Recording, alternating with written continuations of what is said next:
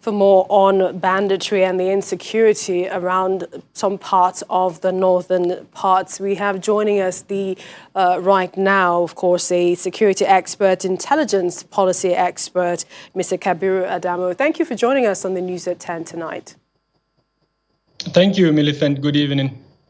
Just before I get your thoughts on the visit of the Chief of Army Staff to Borno State and some other parts, tell us about what you think when you hear some governors who are supporting the peace initiative, laying down of arms, the repentant bandits, and those who are saying it's an exercise in futility. I think it's quite unfortunate that we are hearing this kind of discordant tunes, given that this issue is the same. We're dealing with banditry, and this banditry affects the same region.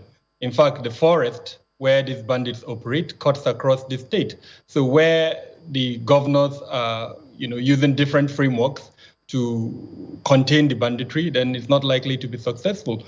And I think it's absolutely necessary at this stage in our development for a framework, a single framework for tackling non-state actors to be developed. And the reason why I say this is there are several non-state actors. It's not just the bandits, depending on where you go to. And so if ever governor or ever component of the authorities is allowed to engage with these non-state actors as it deems fit, then unfortunately we may end up incentivizing weaponization of conflict, wherever non-state actor picks a weapon and then knows that once he or she does that, they will get government attention, and that's not what we want as a country.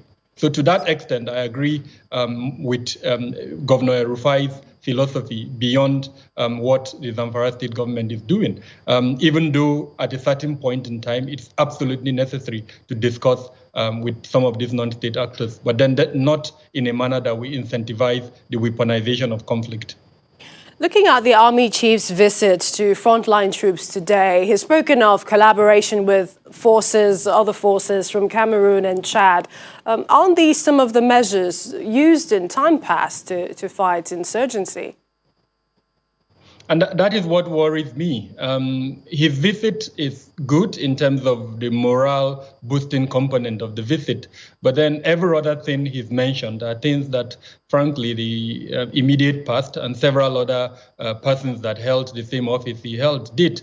So we are hoping that in the next few days, months, we will hear something slightly different than some of these things. One key area is the area of countering violent extremism, where that would now reduce the influence. Now, Mr. Damo, apart from what we've heard from him... If we're able to use... Okay, losing you for a bit. But then, apart from what we've heard from the Army Chief, what do you think are some of the immediate actions that should be taken to make a difference?